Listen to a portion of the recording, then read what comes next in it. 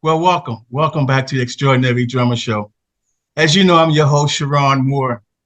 You know, I always say today. Well, we got the man on the show today. You know, as I was just talking with him, we setting up Zoom and everything. I wrote the word down, beast. I just said, this. Wait till you see this. This guy is a beast on drums, and we're going to talk about that. His credits is just the who's who and just some sure pull yourself up out of bootstrap, let's go to work and put it on the drum kit kind of credits, kind of hustler as we used to call it back in the day. I want to say he's a street performer, but not really. That's kind of where his platform is, so to speak, or was. I can say he's worked with Bobby Brown, Ty Dolla Sign. He's the winner of, we're going to talk about this, the Blue Man contest. This guy is full of passion. I mean, just passion. It turns to beast mode. And now I'm looking at him and he's a nice guy. Will you help me welcome today to the Extraordinary Drummer Show, Cyzon Griffin. Hey, Cyzon. Thank you. Thank you. Hello. Welcome to the Extraordinary Drummer Show. Yes, I'm grateful to be here. Grateful to be a part of this extraordinary show. Thank you, sir. Thank you. Do you prefer to be called LC? Yes. Yeah, you see, you didn't know I knew that, huh? Yeah, you doing your research. You're doing your research. So I should call you LC throughout this interview, huh? Yes, it'd be more easier. Easy for me, too. Well, again, welcome to the show. Let's start here. Let's go all the way back. You're from Niagara Falls, New York? Yes, correct. That's a beautiful area, huh? Very beautiful, very beautiful. It's home of one of the world wonders. Now, this would be dumb to ask. Have you seen it? I mean, of course. Yeah, multiple times. You could walk there and go see it. Yeah. I've never seen it. Is it as beautiful as they say? Yes, it is. It's very, breathtaking, and it's a sight to see, and I will recommend to go see it. I would recommend to anybody to go see it. Have you had any ideas of jumping in there or getting a canoe or something? No, no, no. If I want to keep living, no, I never had no ideas of that, man. LC, let's go all the way back. I read where you started playing drums at 3 years old. How do you Yes. know you want to play at three, and when did you get your first drum kit? I didn't know. I didn't know I wanted to know. Me myself, I didn't even know I wanted to know that I wanted to play drums.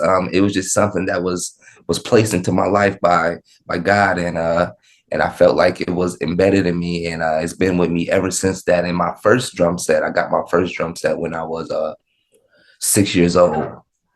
That's when I finally got my first drum set, and I think if I remember it correctly, it was a Yamaha, an old Yamaha that we found in some garage or something like that. But I was still happy and excited to play on it. And I remember it too. I think it was green, if I'm not mistaken. Who were some of your influences back in those days? Buddy Rich, Tony Royster Jr., Aaron Spears, Billy Cobham, uh, who else?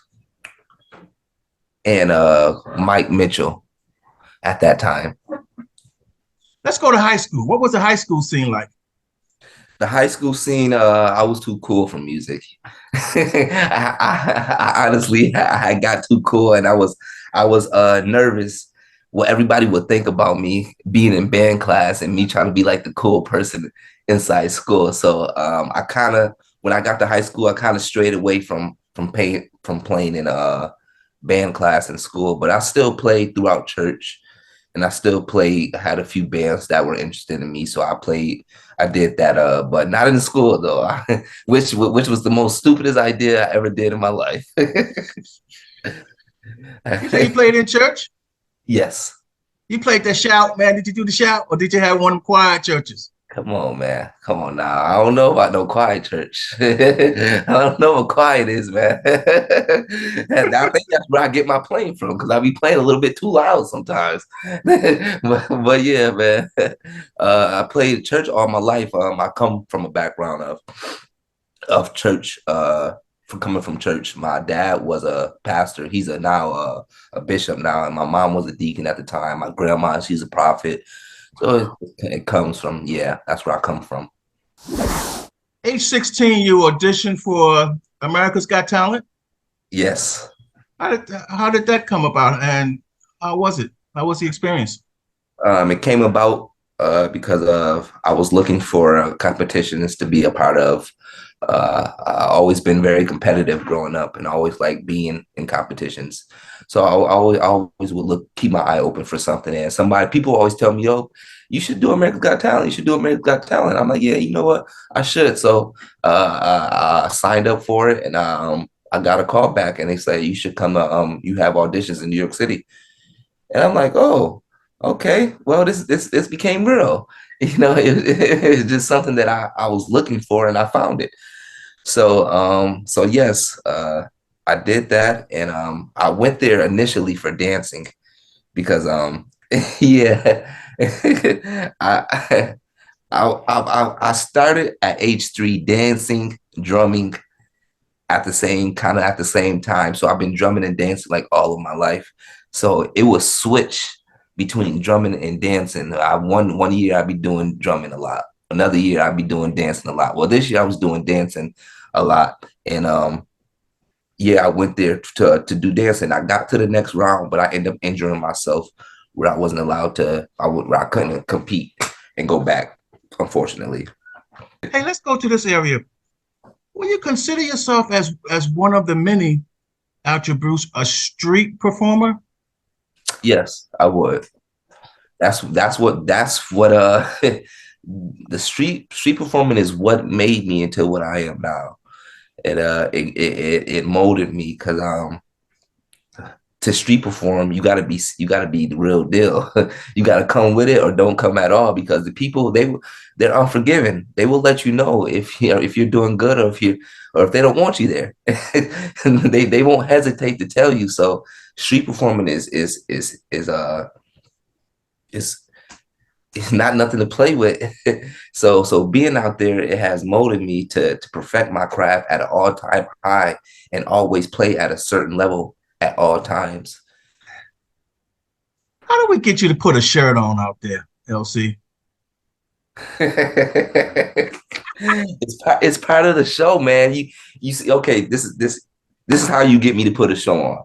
They pay me to take the shirt off. You pay me more to to put the shirt back on. That's how we do that. No, but I saw all of the tattoos and stuff. You tatted up and everything. Just a little bit, Tatted just a up. little bit.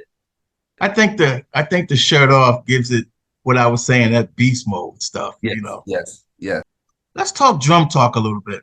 yeah. Other than the passion and the energy and that which drives you, what's your approach to the drums, to the drum kit? My approach to the drum kit is learn all genres. Learn all genres and styles, and learn as many styles of drumming and grooves as you possibly can. Let's talk about your credits a little bit. What's it like working with Dolla Sign? Oh man, it was amazing. That man right there, Ty Dolla $ign, is an amazing musician. He plays every instrument basically, bass, keys, drums, the guitar, all of that. And it was a pleasure to be able to work with him and get the information and knowledge that he has, and just be around someone of that stature, because it's always good to be in the midst of musicians, but then it's really good to be where like you get to like the professional musicians, and you get to see how they think, and you get to see how they like what their approach is, and you get to see like you just get to learn more. Let's move down the road, talk about a few other credits. One more in particular, Bobby Brown. That must have been fun playing that R&B and all that funk stuff, man. Yes, yes, that was amazing. That was honestly surreal. That was surreal. Playing Tell with me, what's it like hanging out with the guys with the actual Blue Men guys? What was that like? And man, it was cool. It was cool. They're strange, and it's strange. Like they're just like how they are in the show, like mysterious and mad cool though, generous. I still keep in contact with the director from the Blue Man Group, and he always treat me well. And the Blue Man Group, they all have hair. Let's just say that they all have hair. Like that's just like a suit going on that they got, and it makes them appear bald. You get a lot of that blue stuff all over you. All over me, man. All over. Oh, LC, God has got you on an amazing journey, and you ain't even seen a piece of it yet where he's going to take you to, man.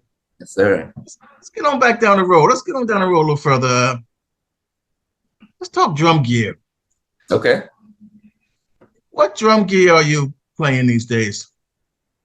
Uh, right now, I have a Virus snare, and that's a company out of Spain, if I'm not mistaken. And it's an amazing company, amazing drum company. My hardware, DW, of course. Um, we gotta go with the sturdies. Um, let's see, symbol wise, mm, it's it's a mixture. It's a mixture from me, Zildjian, Sabian, uh, Instable. Uh, those would be my top three. Do you remember any of your film clips from you doing street performing? I found one where you were in the train station and this little kid in the little yellow little jacket behind you was just dancing. Do you Yeah. remember that clip? Yes, I remember the clip. Yep.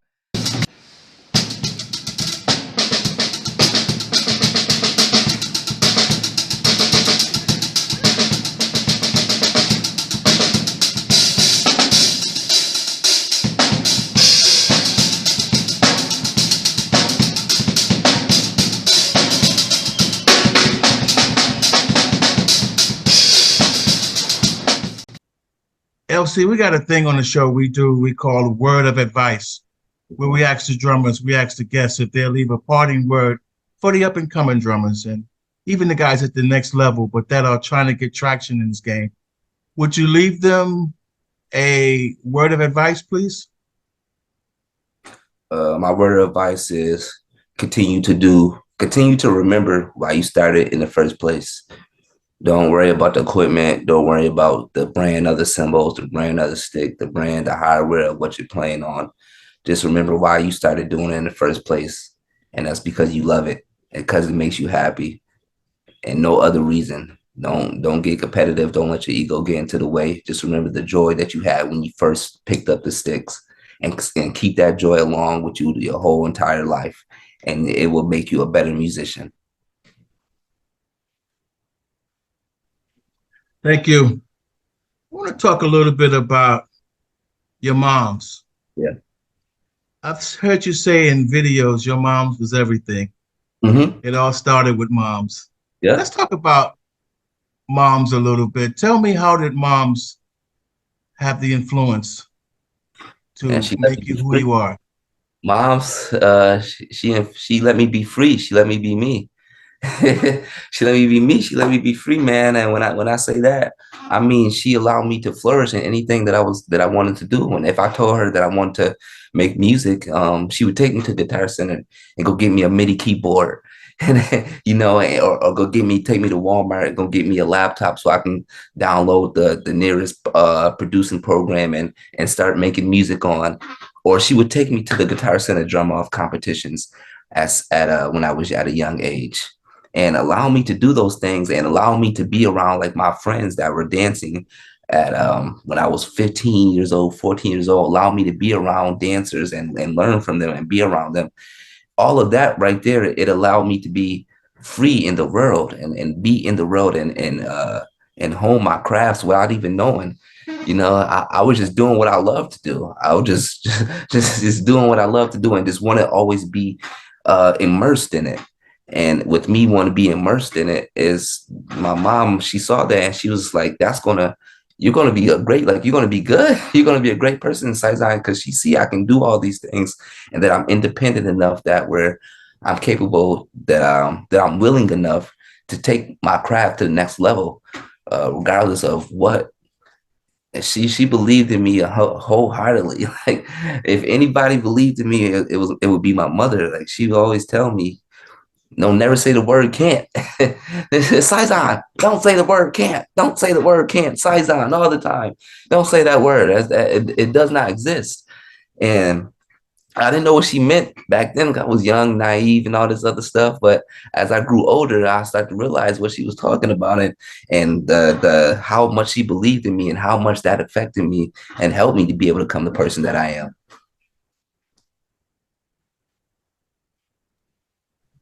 Cyzon, did I read somewhere where your mother played drums? Yes, she played drums too in church. Yep, How cool is that? very cool. I didn't really get to experience her playing because by the time I was born, she really wasn't playing that much anymore. She kind of stopped.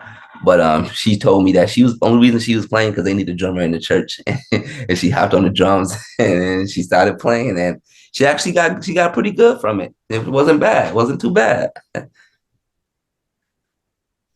Cyzon, this is a question that I asked the guests at the end of the show. I wanted to ask you on this. Cyzon, what do you want your legacy to be said, to be told? Uh, I want my legacy to be that I want everybody to remember me as a person of humility, a person of kindness, a person that is forgiving, that's understanding, that is a person that was willing to help another person or give another person the information when they need it in the point in time of their life, a person of change, a person of Cyzon was that person to be there for me when nobody else would be there for me, or Cyzon was that person to teach me something in a time where I needed it and it helped me in a certain time of my life. And I want to leave that where my grandchildren, when they see me and they look at me and they're like, my granddad, he was great. He was known as a drummer, and people could tell like that he wasn't also a drummer. Like he helped people on the drums, but it pertained to life. Like it translated to life, and I think that's what I want people to remember me from being kind, from being helpful, from not being selfish, not thinking about myself, thinking about the people in the community, drumming community, whether whatever community it is, the drumming community, the Black community, the human community, it don't matter what community, long as I did good, that's what I want to be remembered as and by. I said I wrote a word here earlier, and you just spoke of, and that word was humble. I Yes. wrote the word humble down, man. Yeah, I don't get it. A beast on drums and then humble. Yeah. Yeah. uh, Cyzon, let me say thank you so very much for being on the Extraordinary Drummer Show. Thank you for having me on the Extraordinary Drumming Show. I am truly honored. It is a pleasure, and I thank you so much. You deserve it, man.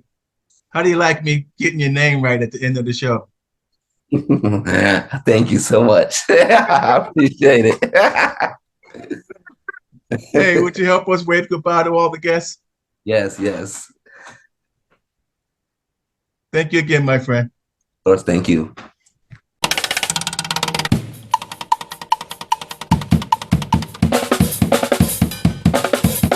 Oh, I think he's fantastic. Probably the best street performer, drummer I've ever seen. Because you see so many in New York, and he's so tight. Oh my God, so great.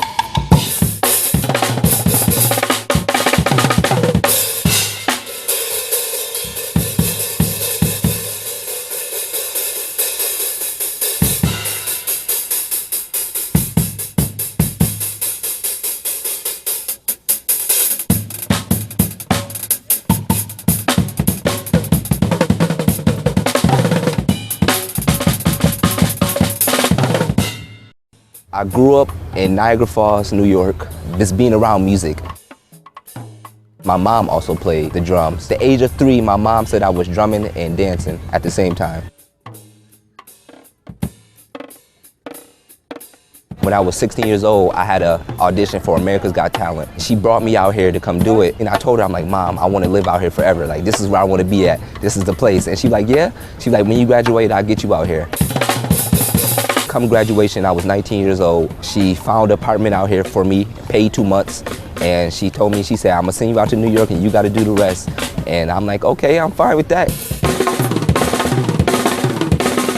I have an effect on how the people are feeling. If I come out here with my energy and I remain positive, then I can have an effect on everybody else.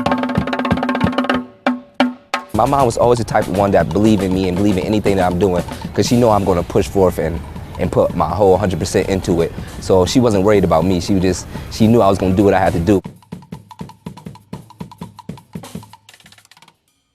I only had my mom, and that was it. And she was the only one doing everything that she could do for me. And I really didn't have nobody else at that time. Not my dad or anybody else.